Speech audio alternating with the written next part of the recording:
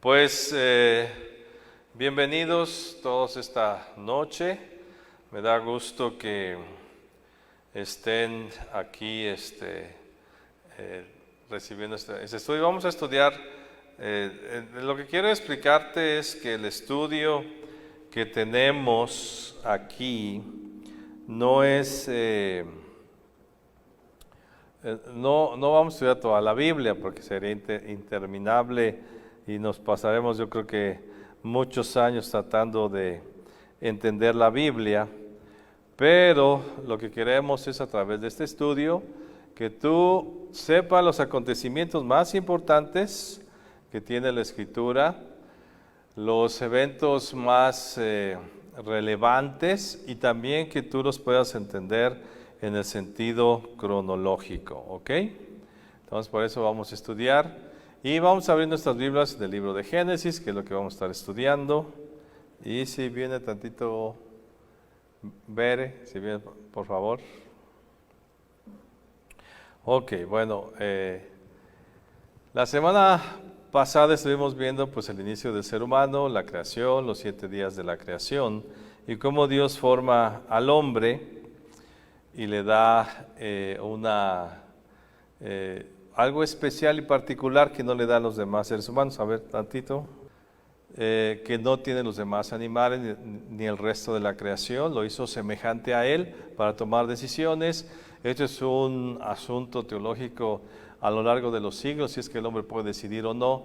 Pero y que se quita la voluntad soberana de Dios. Claro que no. Dios decidió en su soberanía darnos la habilidad de decidir, no en todas las cosas, ¿verdad? El ser humano no puede decidir acerca del universo.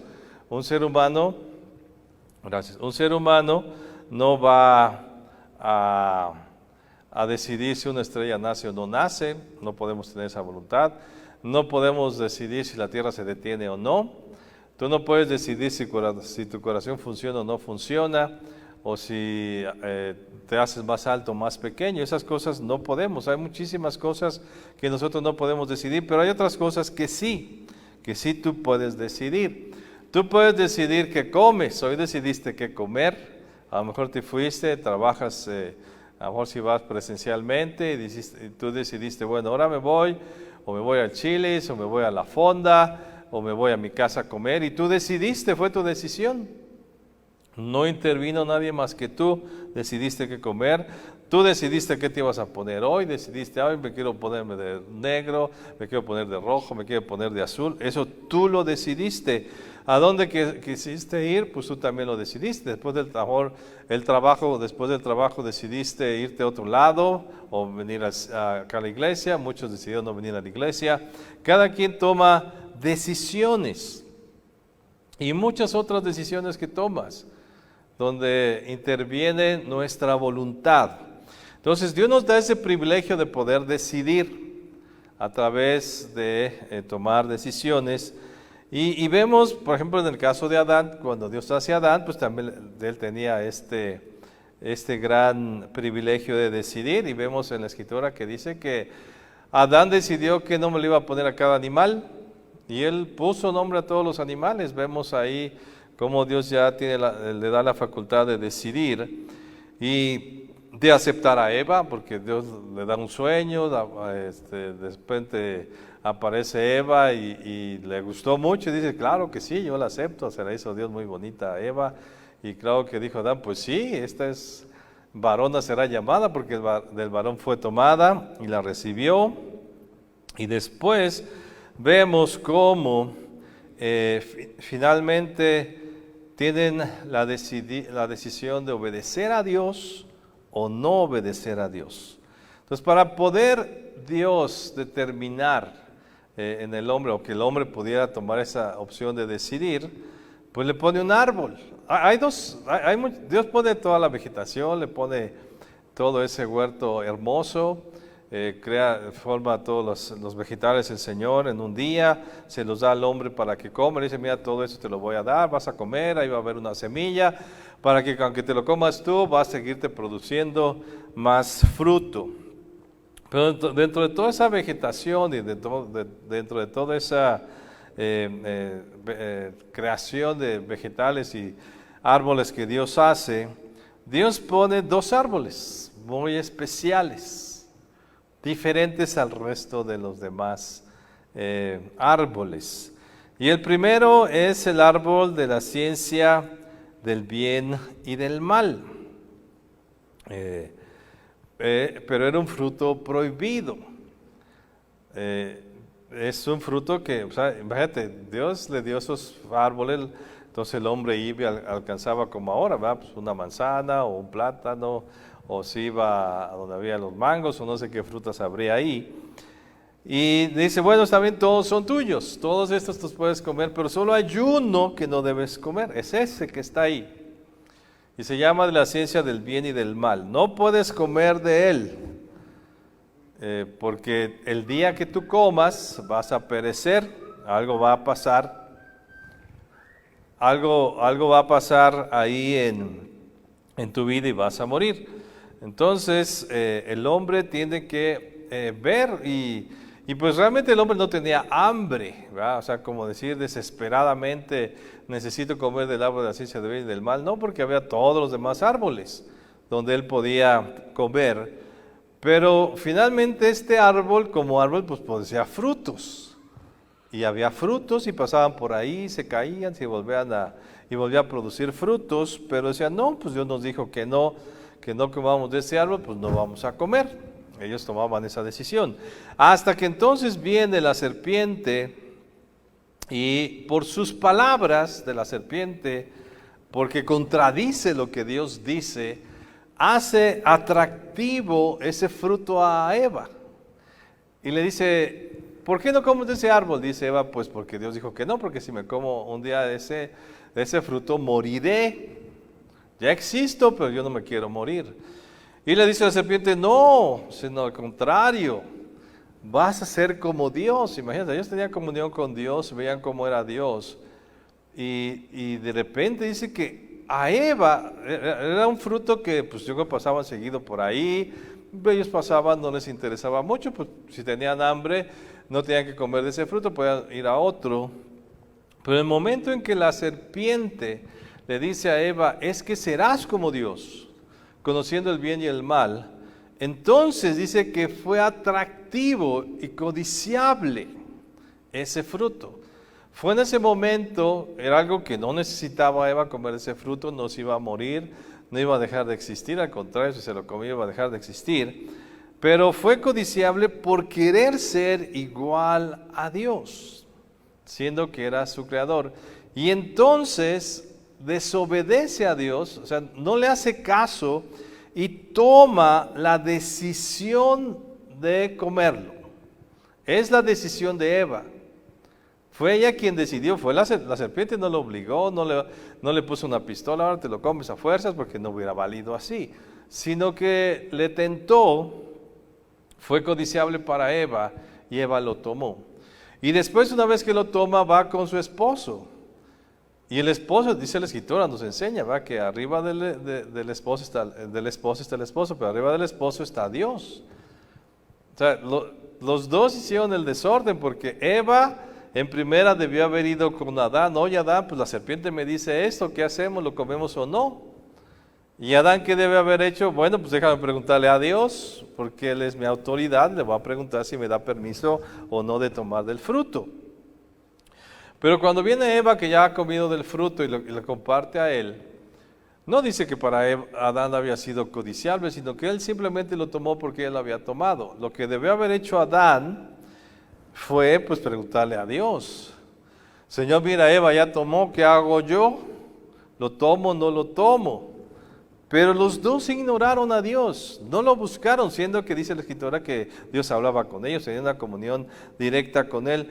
Decidieron no buscar a Dios, decidieron tomar ese árbol, y entonces para ellos empezó esa interpretación de lo bueno y lo malo. Se creyeron muy buenos para interpretar lo bueno y lo malo. Y algo que Dios no les había dicho jamás que era malo, para ellos empezó a ser malo. O sea, ya entonces contradecían las cosas que Dios decía y no le preguntaron tampoco. O sea, otra vez no hay pregunta.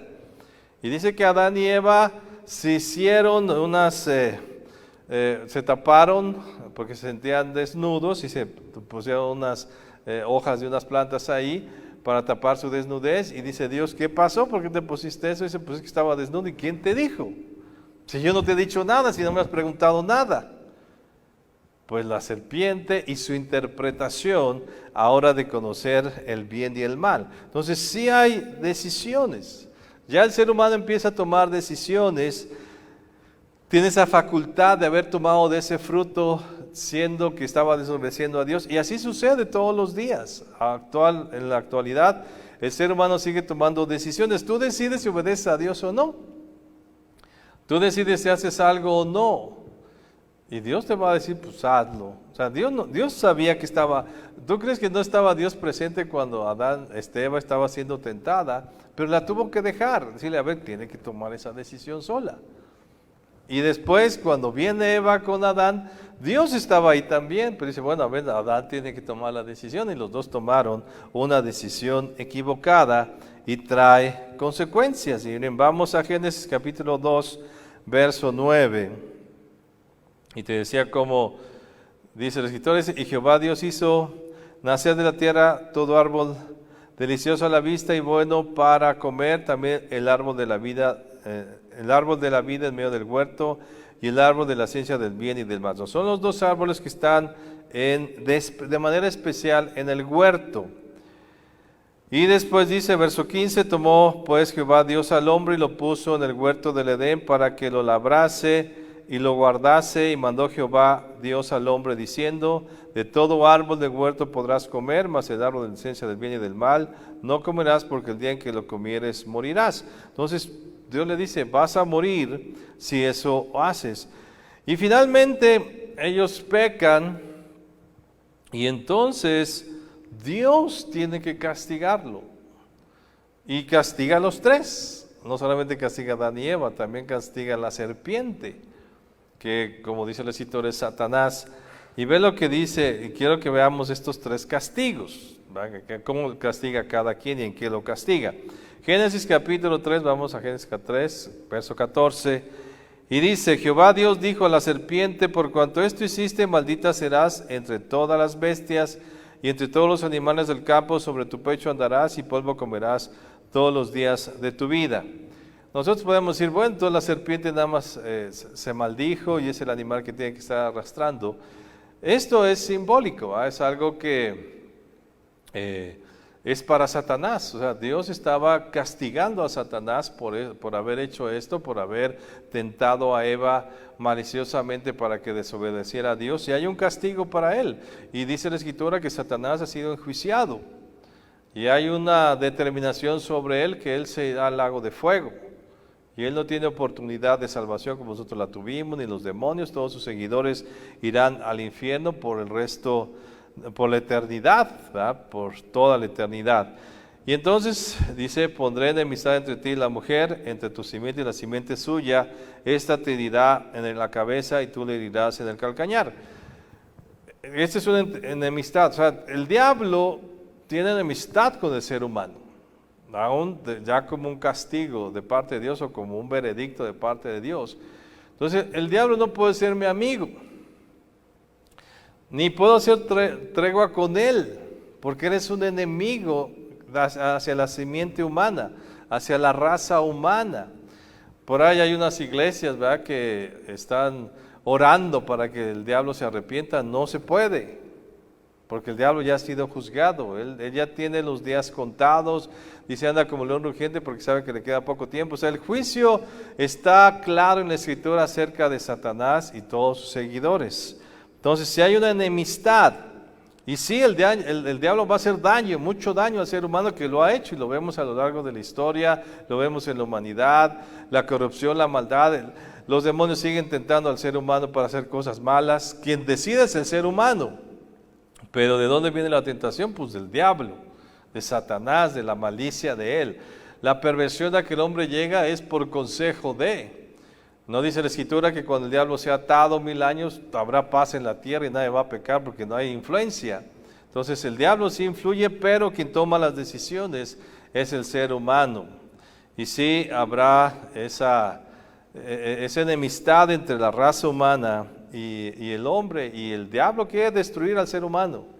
No quiere nada bueno, eso de que los brujos blancos, los brujos negros, toda esa hechicería, maldad, idolatría, todo eso, el intento del diablo es desviar al ser humano de Dios como lo hizo con Eva. Entonces no podemos tener tregua de amistad con el diablo, porque estamos en enemistad completa. No, hay una división, pero también dice que la misma simiente haría una herida mortal en Satanás. ¿Y te acuerdas cómo dice la Escritura? Que el Señor Jesús, cuando los discípulos van a predicar el Evangelio y los demonios son echados fuera, dice, yo veía a Satanás caer. O sea, el Señor Jesús le dio una herida mortal a Satanás para que ya no pueda destruir al ser humano. ¿Y qué hizo? Pues nos libró del pecado, Él murió en nuestro lugar, todo lo que ya conocemos. Entonces sí, desde aquí Dios al mismo tiempo que está castigando a Eva le está dando la solución. Está diciendo, bueno, pues si esta serpiente te engañó, pero yo voy a establecer una simiente tuya, una semilla, una persona en particular, y es Jesús que la va a destruir, la va a matar, va a quitar su poder sobre ti para que no tenga más. Y después si dice, verso 16, a la mujer dijo, multiplicaré en gran manera los dolores en tus preñeces, con dolor darás a luz los hijos, y tu deseo será para tu marido, y él se enseñará de ti. Y al hombre dijo, por cuanto obedeciste a la voz de tu mujer y comiste del árbol que te mandé diciendo, no comerás de él, maldita será la tierra por tu causa, con dolor comerás de ella todos los días de tu vida. Espinos y cardos te producirá y comerás plantas del campo. Con el sudor de tu rostro comerás el pan hasta que vuelvas a la tierra, porque de ella fuiste tomado, pues polvo eres y polvo volverás. Entonces, ¿cuál es el castigo que le da al ser humano? Pues te va a ser difícil la vida física. Te va a costar. Te va a costar vivir, te va a costar tener hijos. Vas a tener problemas familiares. Vas a tener problemas de trabajo, vas a tener problemas. ¿Y qué hay en la vida? Problemas. Si tú lees Eclesiastés, que encuentras que la vida es un problema. No hasta llega a decir el autor de Eclesiastés, mejor es el día de la muerte que el día del nacimiento, porque el día de la muerte es el término de todos los dolores, pero el día del nacimiento es el inicio de dolores. La vida es dura. Dios castigó al hombre y dijo, bueno, pues tu vida física va a ser dura y complicada, porque has hecho esto y finalmente vas a morir, vas a regresar al polvo de donde yo te saqué. Entonces los tres actores sufren su castigo, pero Dios da la promesa de que salvará a la simiente de la raza humana a través del Señor Jesucristo.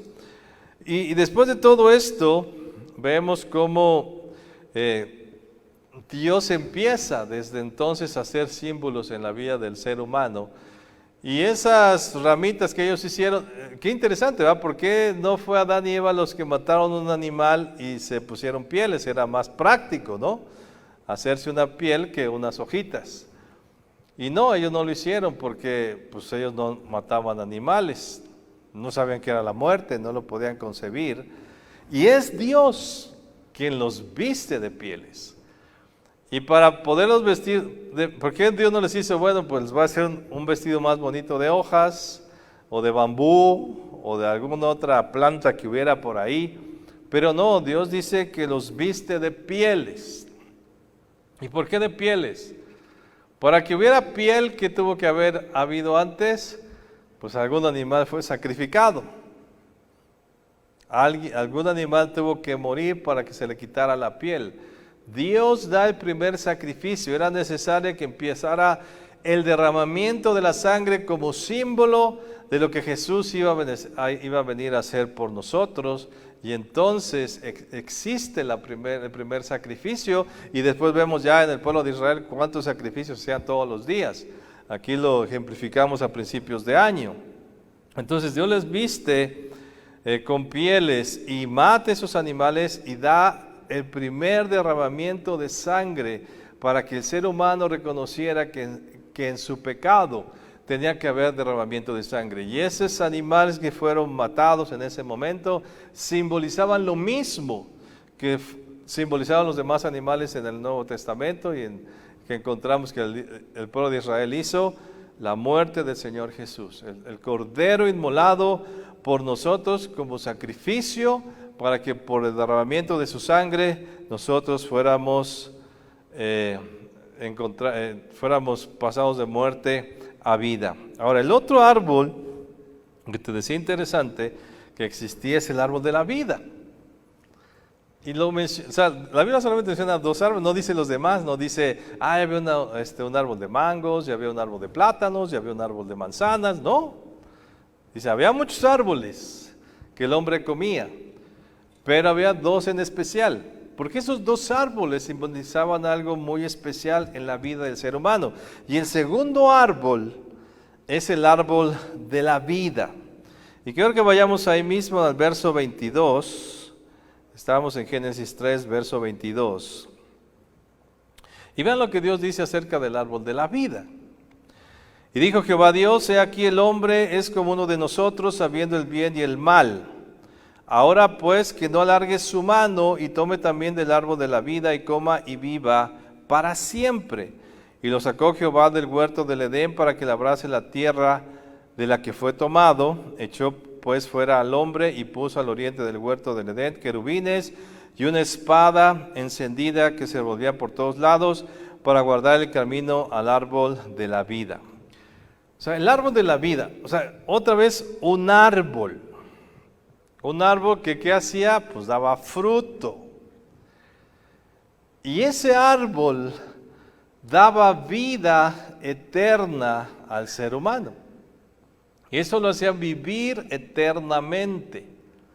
Entonces, a pesar de que se comía sus manguitos, se comía ahí sus platanitos, sus manzanas, sus peras, tenía que ir al árbol de la vida constantemente para que viviera eternamente. Y dice, por eso Dios dice, ya no te voy a dar acceso para que no vivas eternamente, porque has pecado y volverás al polvo de la tierra. Era un fruto, era algo que se tenía que comer para que el hombre tuviera vida. No era una característica que, tengo vida eterna. No, tenía que sostener su vida eterna a través de comer de ese fruto constantemente. ¿Quién es ese fruto? En realidad, ¿quién es ese árbol de vida? Es el Señor Jesús. Y Él cuando vino a la tierra que dijo, yo soy la vida. Fuera de mí nada podéis hacer. Yo soy el pámpano y fuera de mí, soy la vid y fuera de mí el pámpano no puede tener nada. Entonces, ¿qué sucede? Yo tengo que ir constantemente, no una vez, sino constantemente comer de ese árbol de la vida para vivir eternamente. Yo tengo que permanecer comiendo. Adán tenía que hacer eso, permanecer comiendo de ese árbol de la vida para poder vivir. Cuando se le quitó el acceso, pues ya empezó a morir. Nosotros ahora tenemos ese acceso en Jesús. Ahora Él es nuestra fuente de vida. Yo tengo que permanecer. Por eso el Señor Jesús dijo, tienen que permanecer en mí. Si no, se van a morir. Si no comen de mí, si no vienen conmigo constantemente, si no permanecen en mí, se van a morir. No vivirán eternamente. Entonces, aún en la vida actual, ¿qué me da vida? ¿Qué me da resultado en mi existencia física? ¿Qué me da salud? ¿Qué me da prosperidad? ¿Qué me da inteligencia, sabiduría para saber vivir en esta tierra? El Señor Jesús. Por eso yo tengo que estar conectado con el Señor Jesús, porque Él es ese árbol de vida que por mucho tiempo estuvo impedido el ser humano de acceder, porque Dios puso todo eso, pero el Señor Jesús vino a quitarlo. Y ahora tenemos acceso libre hacia Dios y a esa vida eterna. ¿Para qué? ¿Por medio de qué? Por medio de Jesucristo, que Él es la vida. Entonces, ¿qué tenemos que hacer? Pues comer constantemente, permanecer en nuestro Señor Jesús eternamente. Ahora, ¿qué sucede después de esto? Pues el hombre es echado de ese huerto de protección. Dice, Dios lo echó fuera del huerto. El huerto estaba en la tierra, protegido, guardado, y el ser humano ahí. Y dice que Dios lo echó fuera de ese huerto. ¿Y qué significaba? Se lo echó fuera de su protección. ¿Y a dónde lo echó? Al mundo. Al mundo. El hombre se tuvo que ir al mundo a vivir esa vida difícil, complicada, donde hay un príncipe de este mundo que se llama Satanás. ¿Por qué dijo el Señor Jesús, yo no soy de este mundo? Y ustedes no son del mundo. Nosotros no pertenecemos a esta tierra. Nosotros estamos de pasada por esta tierra. Pero nuestro fin no es la tierra. Como para muchos sí. Vive rápido tu vida, vívela al momento porque se te va a acabar. Nosotros sabemos, no, a mí no se me va a acabar la vida porque yo tengo una vida eterna. Yo no pertenezco a este mundo, yo solamente paso. Soy peregrino y una y otra vez la Escritura nos menciona que somos peregrinos en esta tierra. Estamos momentáneamente, pero nuestro fin es regresar al huerto, regresar al reino de los cielos, regresar a la presencia de Dios, a la protección de Dios. Y espiritualmente ya está el reino de los cielos. El Señor Jesús dijo, el reino ya está entre ustedes, ya se los traje. Entonces yo puedo tener ese acceso al reino de los cielos.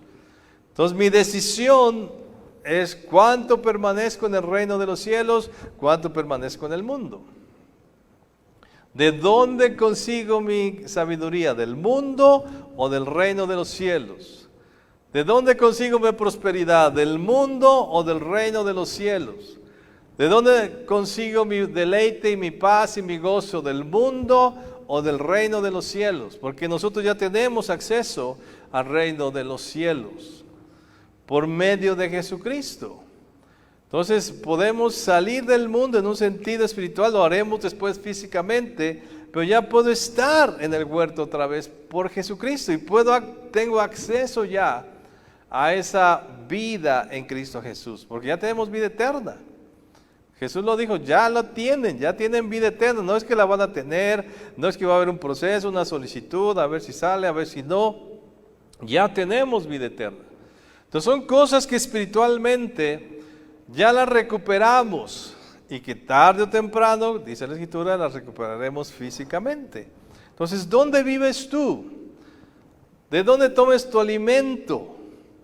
Del mundo te va a ser difícil. El mundo es muy complicado, difícil, la tierra es complicada, difícil, te va a dar espinos, te va a dar problemas, dificultades.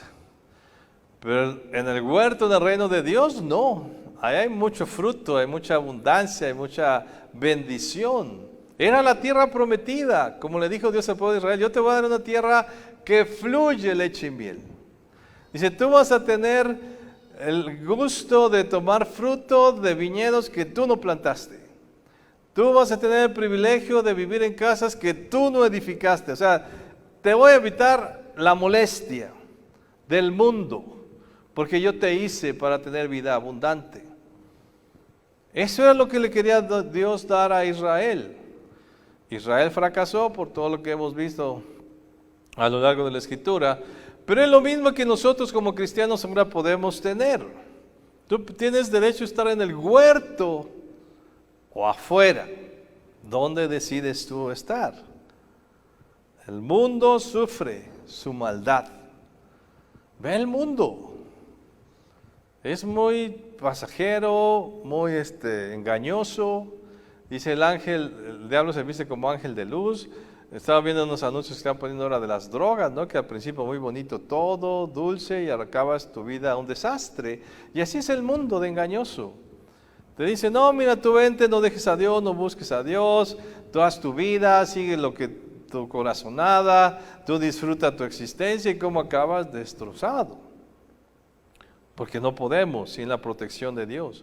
Porque no tenemos acceso al árbol de la vida que nos hace vivir. Ahora tenemos ese acceso en Cristo Jesús y tenemos una vida especial y diferente. Entonces, eso es lo que el hombre perdió. Pero eso es lo que Jesús recuperó para nosotros, espiritualmente, pero pronto físicamente también tendremos esta recuperación.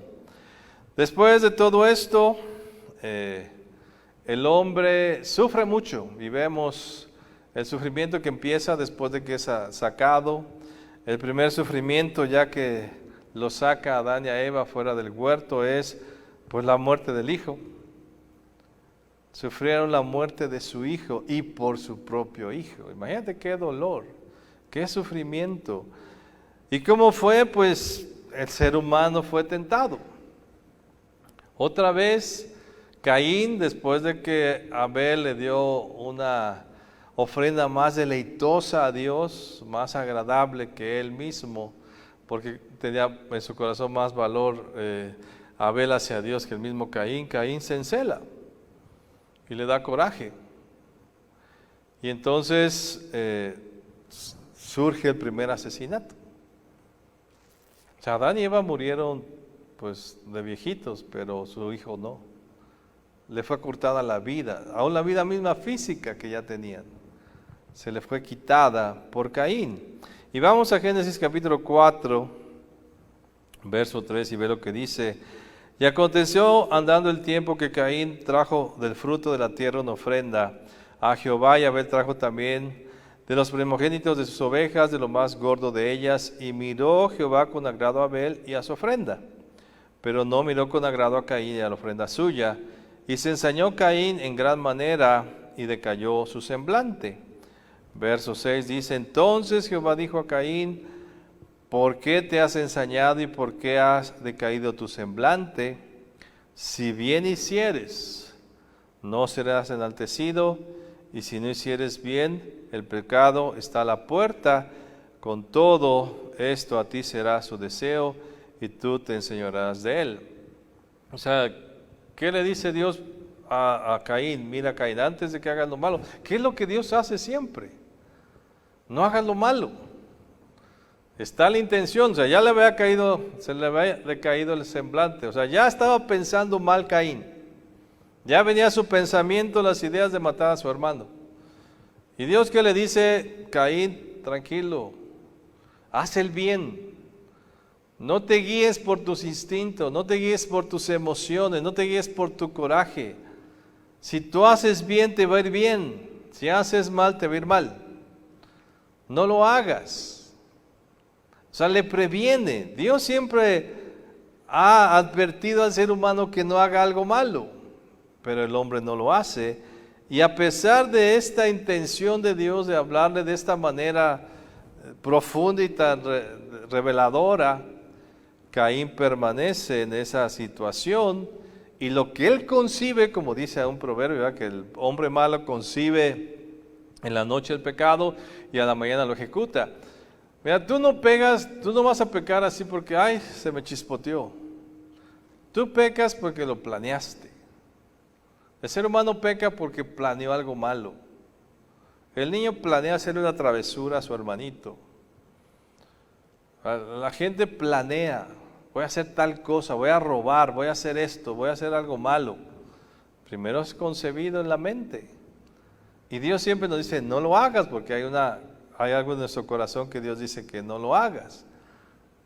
Pero el hombre, a pesar de que Dios le dice que no, lo sigue haciendo, y le pasó así a Caín. Y dijo Caín a su hermano Abel, salgamos al campo, y aconteció que estando ellos en el campo, Caín se levantó contra su hermano Abel y lo mató. Lo que concibió lo llevó a cabo. Dios le había dicho, Caín, no lo hagas. ¿Cuántas cosas Dios te ha dicho? Hijo, no hagas eso. Y vas y lo haces. Hijo, no hagas eso. Hija, no hagas eso. Te va a ir mal si lo haces por ahí. Te va a ir mal si haces eso.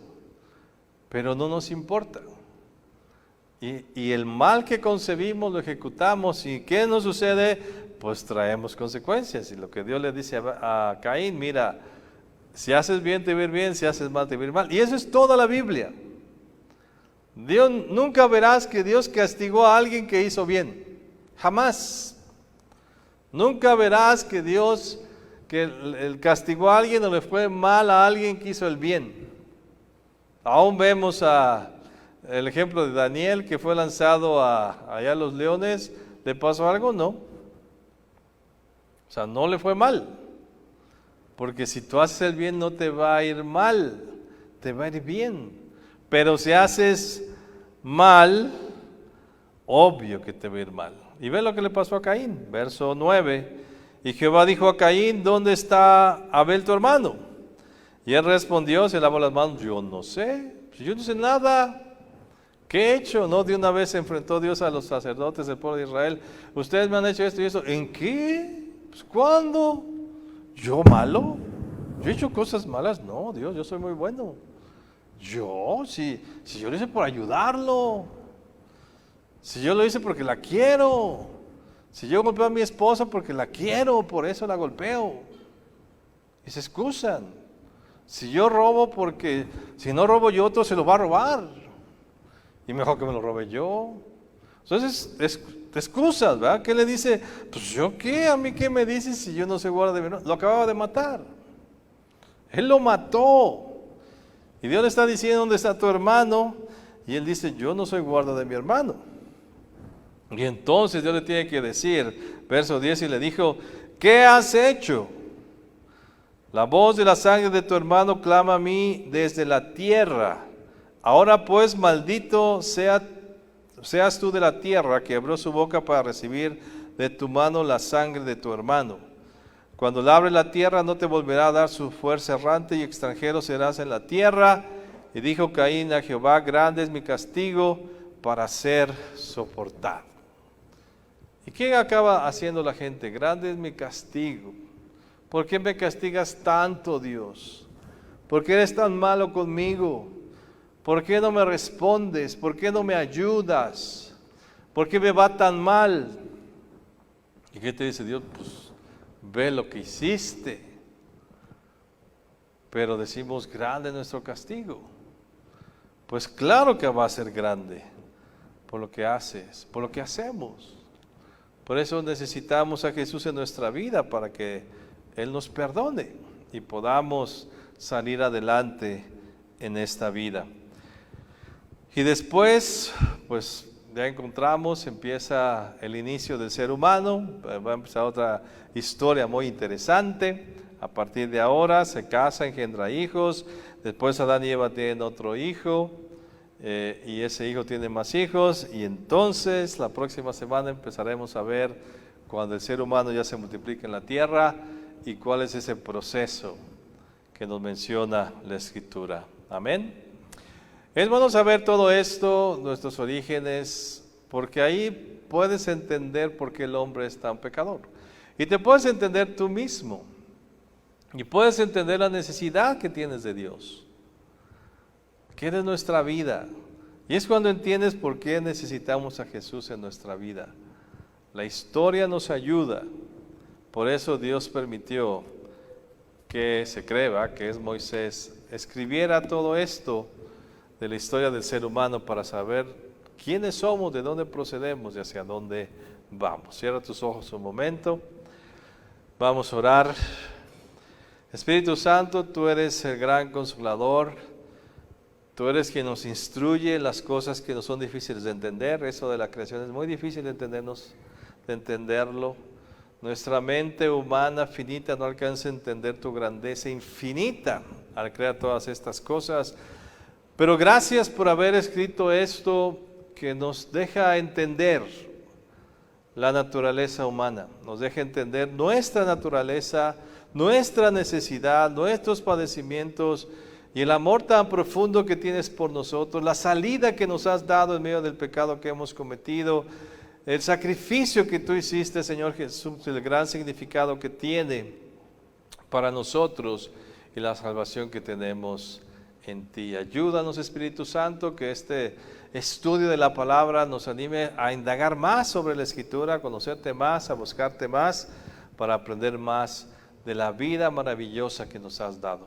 La Biblia nos cuenta una historia maravillosa. Esa historia es el grande amor que tienes por mí. Gracias, Señor Jesús. Amén.